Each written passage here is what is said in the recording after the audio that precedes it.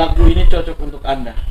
Jodohku, maukah ke dirimu? Ada bimbinganmu, ya?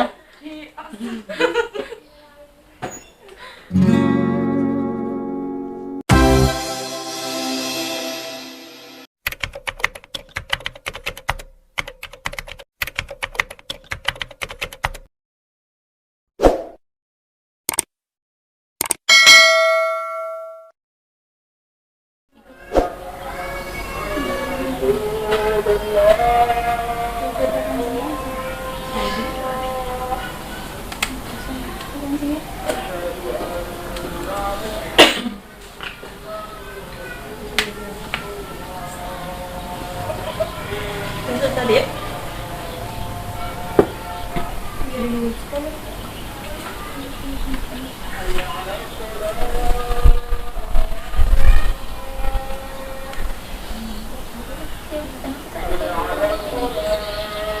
Apakah otoritas politik atau kewenangan atau kekuasaan politik, kekuasaannya parlemen di tingkat nasional itu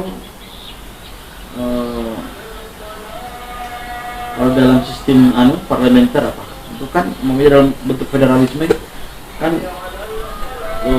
negara bagian itu punya kekuasaan untuk membuat undang-undang. Nah, tinggal cobaan apakah sama dengan kita di Indonesia, strukturnya bagaimana, strukturnya itu maksud saya, kedudukannya gitu.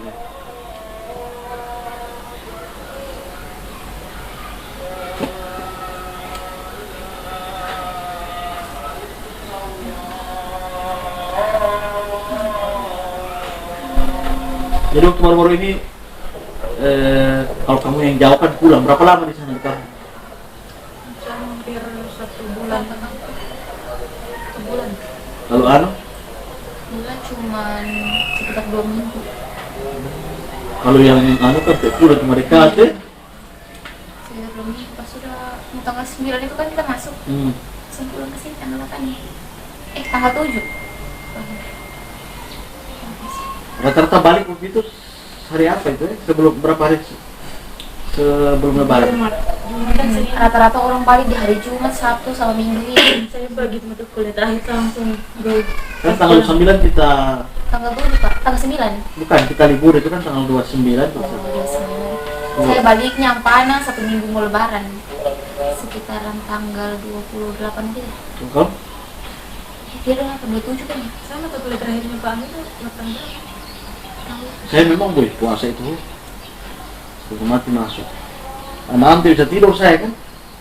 Nanti sahur baru tidur, habis main subuh baru tidur. Selalu puasa Pak. Oh iya kan Papa bilang mau masuk online kan, Iya. tapi udah jadi.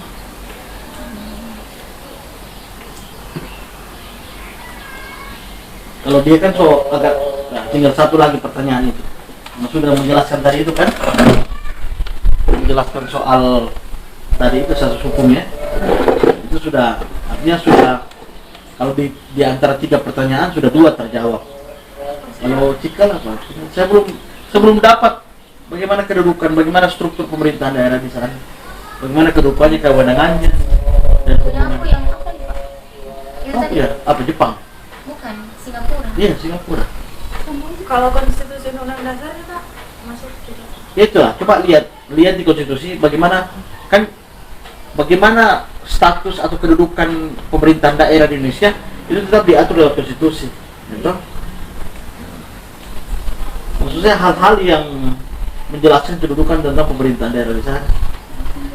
Kayak macam kita di Undang-Undang Dasar 45 itu pemerintahan daerah, pemilihan kepala daerah, gubernur, wali kota dengan kabupaten dipilih secara demokratis. Tapi dalam pengaturan di konstitusi kita, pemilihan presiden dipilih secara langsung. Jadi dua makna yang berbeda kan, 2 kalimat tapi makna. Pemilihan presiden langsung dipilih langsung kan, rakyat one man one vote, satu suara, satu orang satu suara. Tapi dalam pemilihan kepala daerah pemilihan secara demokratis. Nah, kalau kita mau maknai demokratis itu kan kalau dikaitkan dengan Pancasila, sila keempat ke kelima, keempat pemusyawaratan perwakilan. Nah, jadi nampaknya sama kan, demokratis itu kan, kalau kita lihat konsep demokrasi kan ada demokrasi langsung, demokrasi tidak langsung, indirect demokrasi dan demokrasi perwakilan kan, demokrasi perwakilan, demokrasi tidak langsung dan demokrasi langsung itu. Nah, sebenarnya itu kan, jadi pemilihan tidak secara demokratis, pemilihan secara demokratis. So itu di zaman Gamawan Fauzi jadi Menteri Dalam Negeri waktu SBY Presiden kan mau dikembalikan ke DPR karena makna itu di konstitusi kita dipilih secara demokratis. Sehingga kenapa dalam pasal lain pengaturan tentang desa ada desa adat kan, desa adat itu kan kepala desanya tidak dipilih tapi diangkat. Itu maknanya secara demokratis. Kalau desa adat diangkat Kan ada desa adat, ada desa yang desa adat itu kepala desanya tidak dipilih tapi diangkat. Nah, itulah makna tadi itu demokratis dan pengusaha. Selama pengangkatan itu demokratis,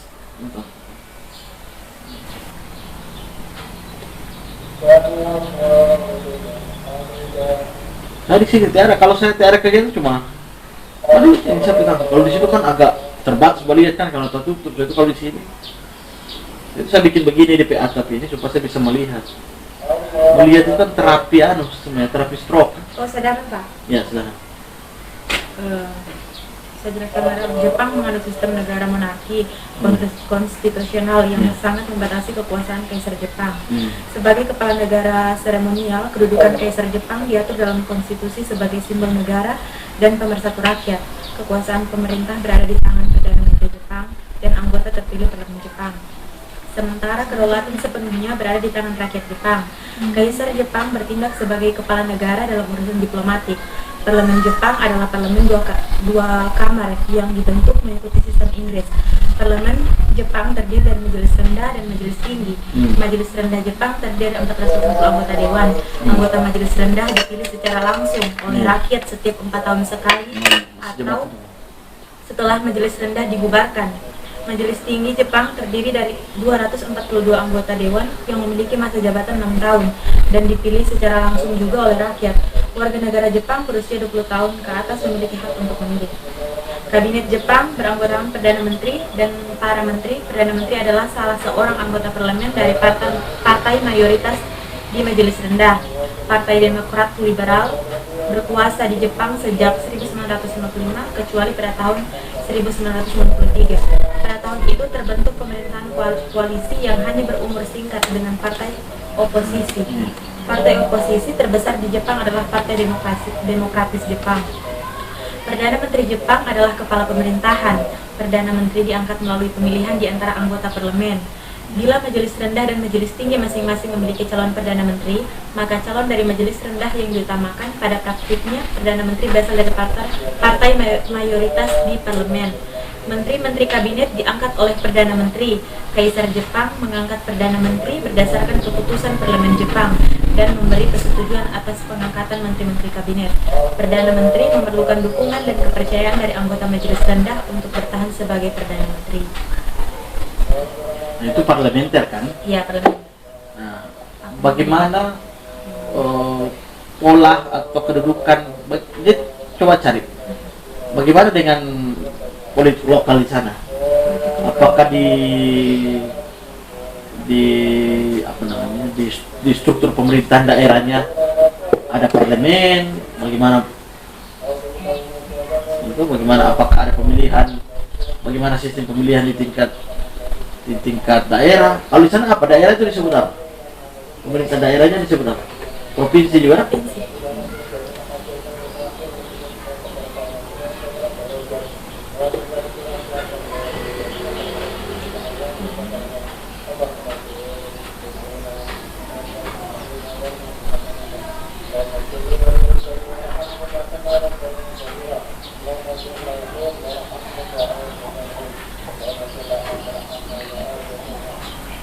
Saya Pak. Ya, silakan.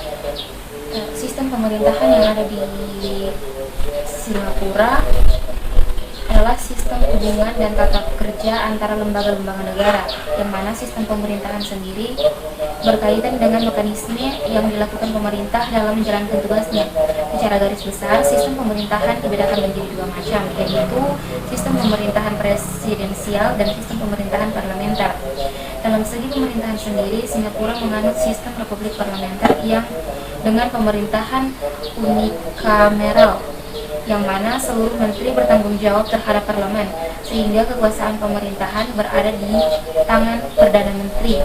Sedangkan status presiden sendiri hanya sebagai simbolis negara dan secara otomatis Perdana Menteri memegang kedudukan mayoritas di parlemen. Kabinet pemerintahan sendiri dipresentasikan oleh tingkat mayoritas. Bukan representasi. Direpresentasikan oleh tingkat mayoritas. Dalam sistem yudisial Singapura, pastinya terdapat pengaruh dari sistem British, di mana adanya pengadilan tertinggi yang terbagi dalam High Court of Appeal dan Court of Criminal Appeal. Konstitusi yang mengatur independensi peradilan adalah Mahkamah Agung yang terdiri dari peradilan tinggi. Terdapat juga pengadilan lain seperti pengadilan distrik, pengadilan hakim, pengadilan koroner, pengadilan remaja, dan pengadilan keluarga. Coba kata kuncinya sistem pemerintahan daerah Singapura, sistem pemerintahan daerah Brunei, sistem pemerintahan daerah Jepang, sistem pemerintahan daerah Kamboja. Itu coba aja.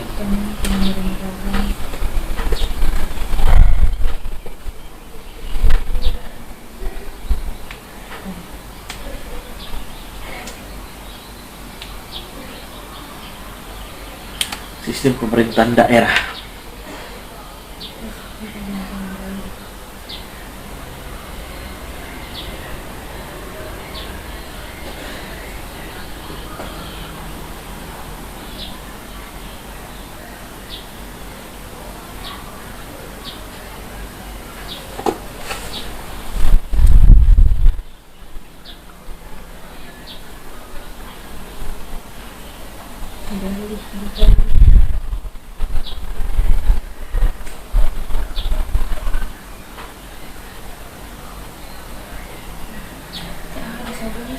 Politiknya saja. Ya, apa? Fokus secara nasional kan ya Pak, dari yang Sistem pemerintahan daerah. Kalau punya kunci yang muncul politik Singapura. Coba bacakan. Politik Singapura mengambil bentuk republik parlementer perwakilan di mana Presiden Singapura sebagai kepala negara, Perdana Menteri Singapura adalah kepala pemerintahan, dan sistem multipartai. Eksekutif terdiri dari kabinet yang berasal dari parlemen, dan pada tingkat yang lebih rendah, Presiden Singapura. Kabinet memiliki arah umum yang kendali atas pemerintahan dan pertanggungjawaban kepada parlemen. Terdapat 3 cabang dari pemerintahan, legislatif, eksekutif, dan yudikatif, yang mengacu pada sistem Westminster. Legislatif berada di tangan pemerintah dan parlemen Singapura. Legislatif adalah parlemen, di mana terdiri dari presiden sebagai kepala dan salah satu anggota dewan yang paling populer dipilih. Peran presiden sebagai kepala negara hanya historis, hanya pada acara seremonial yang besar, walaupun konstitusi mengamandemennya pada tahun 1991 untuk memberikan presidenan beberapa kekuatan veto pada beberapa kebijakan seperti penggunaan anggaran cadangan negara dan penunjukan Mahkamah Agung sebagai negeri dan angkatan bersenjata Singapura. Itu saja Pak. Bagian selain. Siapa dulu namamu?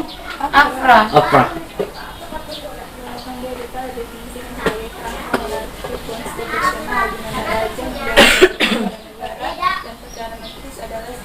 kepala pemerintahan. Jadi kalian temanya sama ya, monarki semua ya, Singapura,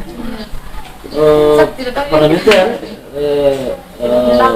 Brunei, Jepang, Kamboja. Oke, lanjut.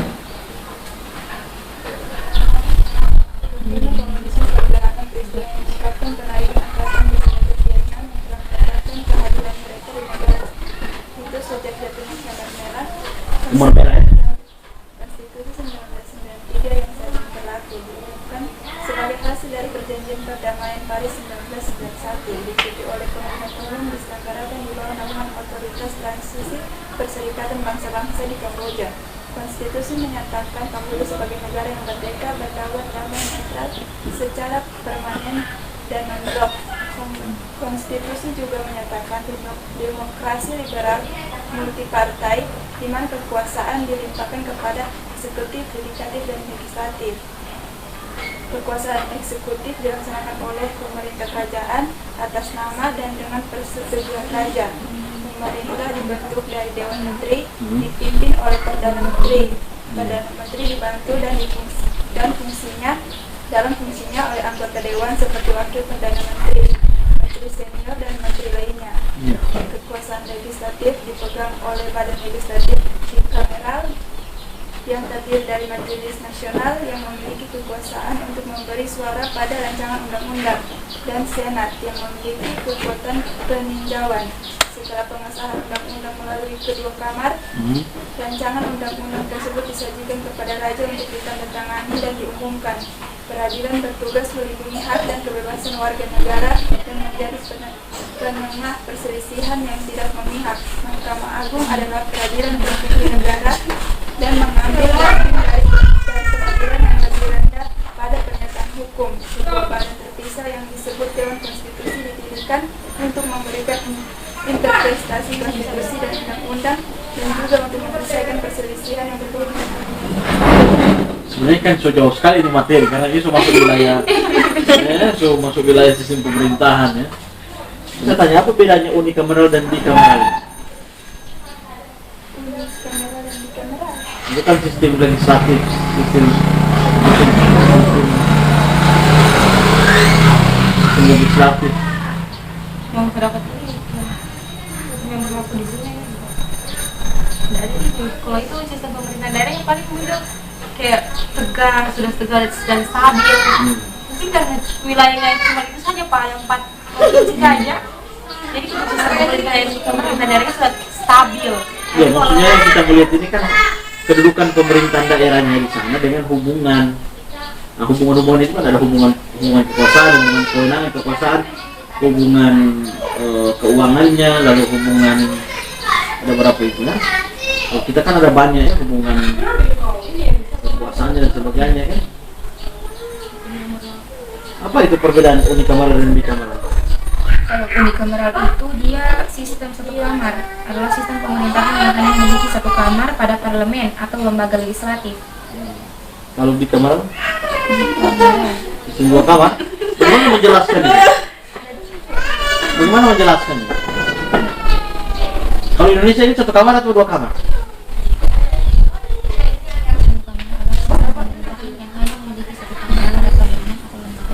Iya, Indonesia ini 1 kamar atau 2 kamar? Saya tidak mengerti bagaimana maksudnya itu kamar pada parlementer itu Pak, pada parlemen. Padahal itu sudah didapat di mata kuliah sistem politik, di mata kuliah sistem kepartaian. Tidak, harus di proses legislasi. Bukan di sistem kepartaian, proses legislasi. Sistem Kalau pemerintahan. 1 kamar itu Pak, dia badan legislatif hanya 1 majelis yang langsung mewakili rakyat. Sama-sama mewakili rakyat, cuman dalam tahap pengambilan keputusan, kalau di Indonesia kita kan ada dua lembaga legislatif, tapi satu itu punya kewenangan sebagai eksekutor, baru DPR, ada DPD dan DPR. Nah, tapi tetap dalam sistemnya, dalam dalam pengelolaannya, dalam kewenangannya, masih kita tetap mengenal sistem 1 kamar karena DPD itu tidak ikut memutuskan. Itu yang dimaksud dengan sistem 2 kamar. Nah, kalau sistem 2 kamar itu ada undang-undang yang diputuskan lewat DPR itu belum final, harus dibicarakan lagi lewat majelis rendah dan majelis tinggi. Kalau kita kan tidak, kalau cuma 1 kamar itu apa yang diputuskan oleh majelis, namanya oleh DPR, tidak bisa lagi digugat, dibahas lagi oleh iya, itu sudah keputusan final, tidak bisa lagi digugat oleh DPD. Nah, tapi kalau sistem 2 kamar, DPD ikut juga terlibat dalam memutuskan, DPR juga terlibat dalam memutuskan. Kalau sekarang kan kita tidak. DPD itu cuma hanya ikut merumuskan, tapi dalam tahap memutuskan dia tidak terlibat. Itu disebut dengan 1 kamar. Berarti kita 1 kamar Itu sistemnya. cuma 1 kamar. Nah, di Amerika itu 2 kamar, di Jepang apa tadi 2 kamar ya? Iya Pak. Tadi kemudian 2 kamar juga. Tinggal kita lihat sistem 2 kamar itu apa-apa otoritas atau kewenangan politik yang dimiliki masing-masing 2 lembaga itu, tapi ke dalam hal dalam hal membuat undang-undang nasional itu tetap 2 kamar. Jadi sebenarnya pembahasan kita bukan di politik lokal ya.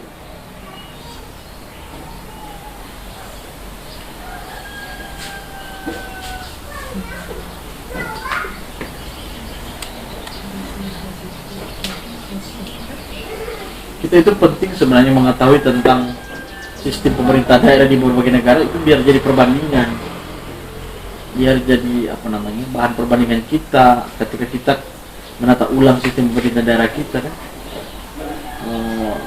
Ya, tentu kita ngambil sistem pemerintahan yang sama dengan kita kan, tentu dengan sama presidensil, bentuk negaranya kesatuan. Lalu bagaimana sistem pemerintahan daerah di sana kan? Apa relatif stabil mereka, relatif memberikan solusi-solusi terbaik dalam proses tadi itu memilih pemimpin dan sebagainya kan, proses pemilu dan sebagainya. Cuma memang corak dan struktur masyarakat kita berbeda kan.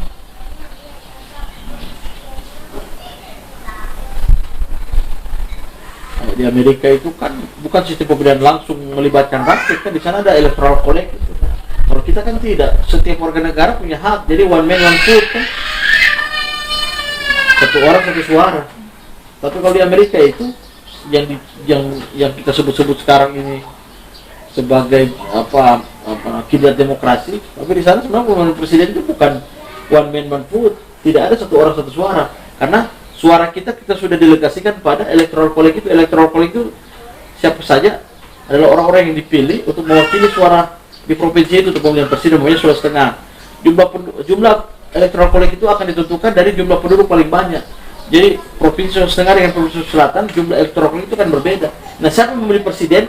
Electoral college itu orang-orang kita tunjuk. Namanya kita punya jumlah penduduk 200.000. Makassar di sini 2 juta. Sulawesi Selatan namanya 5 juta. Maka jumlah electoral college itu akan lebih banyak Sulawesi Selatan daripada Sulawesi Tengah. Nah, bagaimana cara perhitungannya? Ada perhitungan khusus. Kalau saya menang dengan 20 orang electoral college-nya Sulawesi Tengah, saya menang lebih banyak daripada semua calon. Misalnya saya menang 10, yang lain cuma menang 2. Maka suara secara keseluruhan, suara akhir itu saya miliki 20 itu. Begitu juga dengan Sulawesi Selatan. Sulawesi Selatan ada 30 electoral college, ada 30 orang. Di sana, tapi di sana ada 30 orang itu kemudian dari berapa calon? Berarti kalau 5, 6, ada 6 calon. Di sana 6 calon mungkin dibagi-bagi rata. 30 bagi 6 berapa? 55 ya? Iya. Nah, di sana 55, tapi ada satu yang menang hanya 6 kursi. Yang satu 4. Jadi kan terbagi kan pas 30. 6 itu dia menang. Kalau dia menang dia ambil semua suara 30, padahal dia cuma 6 orang saya yang memilih dia kan. Saya di sini 20 tapi saya menang 10, yang lain cuma 22 kan? Iya. Nah, saya perolehan suara lebih banyak daripada dia cuma 6, saya 10. Tapi kalau digabung suara, maka suara elektoral di wilayah distrik ini saya yang ambil semua, dari 20 itu saya ambil semua. Jadi saya 20. Di sana dia menang cuma 6, tapi karena di sana distriknya 30 elektoral college-nya, maka dia ambil suara 30. Maka perhitungan akhir dia yang menang. Padahal secara jumlah kan harusnya saya yang menang kan? Karena saya 10, dia cuma 6. Tapi wilayah distriknya electoral college-nya di sana 30, jadi dia cuma menang 6, tapi dia ambil semua itu 30. Di perhitungan akhir saya menang 10, tapi cuma 20, maka saya ambil 20. 20 sampai kemenangan sini dia 30. Perhitungan akhir dia yang menang. Harusnya kan saya yang menang. Iya. Kalau gitu cara perhitungan di Amerika. Kalau kita kan tidak. Perhitungannya ya, siapa pemenang, siapa terbanyak dia yang menang. Ya. Karena ada one man one vote. Sama dengan Singapura, Pak. Dia begitu, suara terbanyak. Singapura sistem pemilihan langsung. Iya. Perdana menterinya. Iya. Dengan parlemen kan. Iya. Amerika ya. Suara terbanyak itu dia. Ya. Begitu. Jadi itu kalau di Amerika itu begitu electoral college itu. Jadi apa? Kesimpulannya apa? Kesimpulannya tidak terjawab ya, tidak kena. Kita tidak sesuai topik dengan mata kuliah ini kan?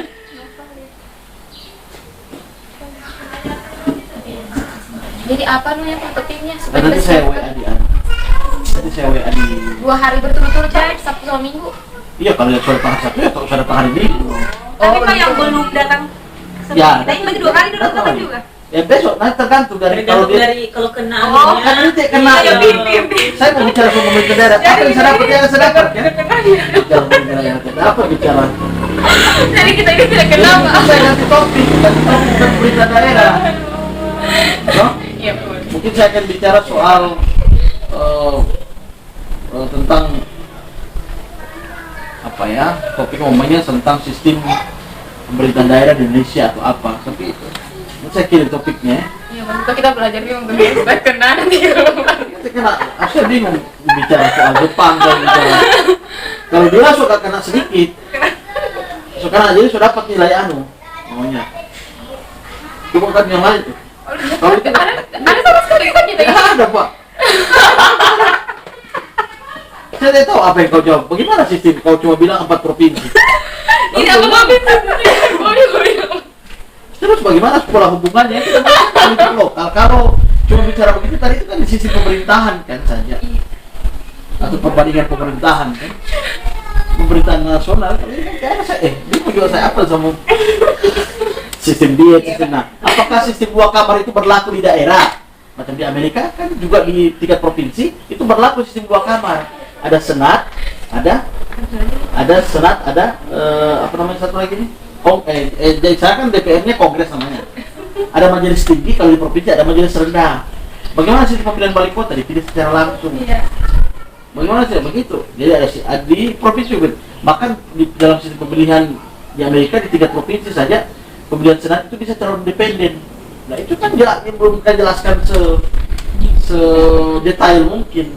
Nah saya mau pingin, nah macam di sana pemilihan DPR-nya kan ada di 3 provinsi, ada juga majelis rendah, majelis tinggi. Bahkan di sana dikenal dengan calon independen. Kalau kita kan calon independen cuma di DPD saja kan. Calon independen itu kan cuma di DPD dengan di pemilihan kepala daerah. Kalau presiden kan tidak bisa, harus diusung partai politik. Kalau partai kita harus patuh. Tapi kalau di sana pemilihan majelis rendah dan majelis tinggi dikenal dengan ada sistem independen, ada calon independen. No? Itu Pak, jadi kita ini sudah dapat nilai yang 1 itu. Iya. Buat nilai yang 1 lagi. Iya. Itu karena kebijaksanaan saya.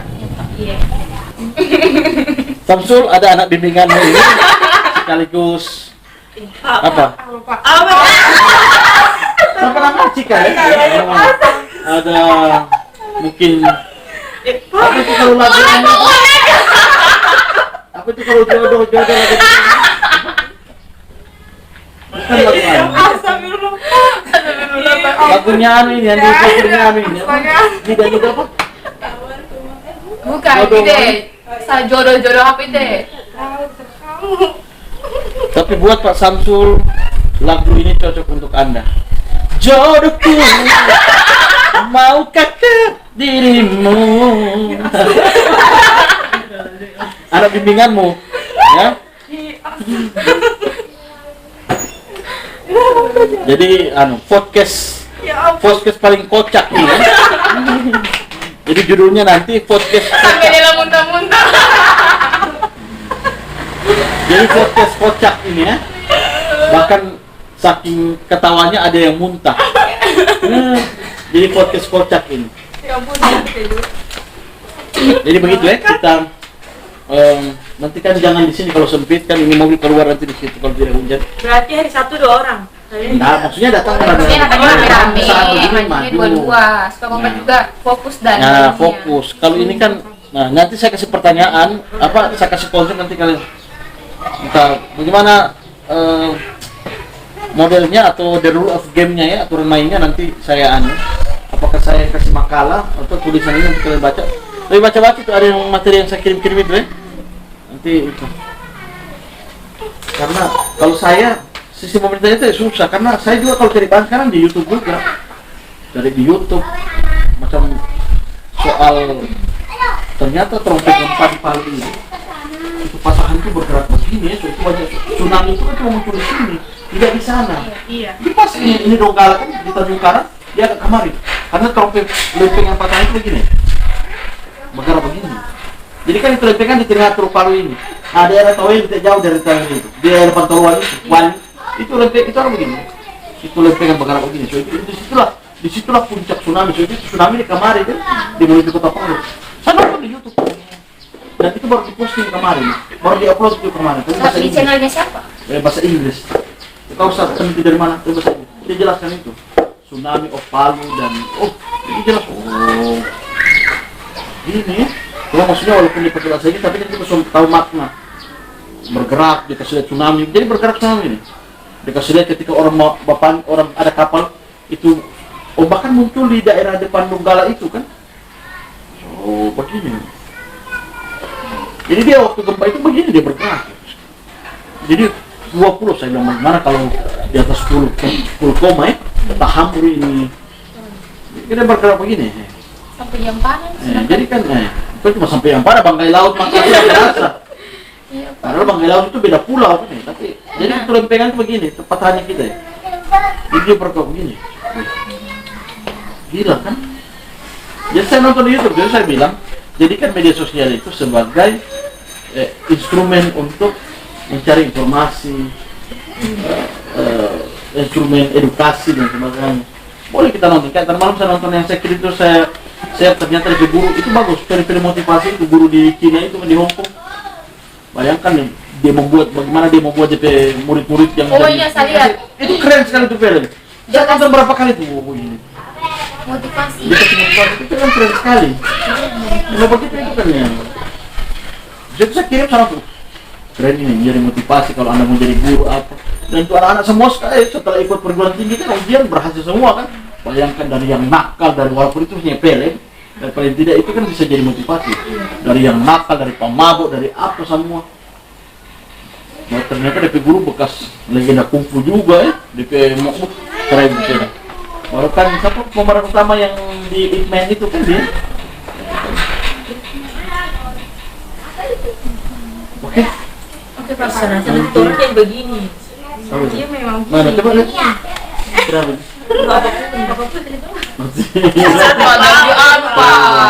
Baru itu bukannya ada orang. Nah, coba. Kan buka aku di. Coba lihat. Pak jangan diedit macam-macam Pak. Pak baru nama Anissa Cika. Baru DP dulu kan yang itu yang bukannya ada orang anu itu ya. Mana? Oh, tentu. Ada iklan nih. Oh, di monetisasi lah. Terus itu kau baru kau buka YouTube-nya Bapak. Iya, Pak belum bisa.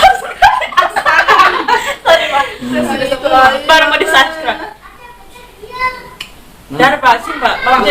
Bapak tidak tahu Pak. Masa mau lagi 2 kali nih? Iya Pak, suaranya Pak. Lah. Bapak tidak bisa di HP kan? Di HP. Oh, tadi tolong biar aku bukan begini, langsung. Pak jangan usah di on Pak. Boleh nggak aku dulu? Oh, Pak itu mau di-upload Pak. Apa? Mau di-upload. iya jangan Pak. Tidak. Oke guys, selesai kita Sampai ketemu lagi di channel-channel berikutnya di YouTube Bung Iwan.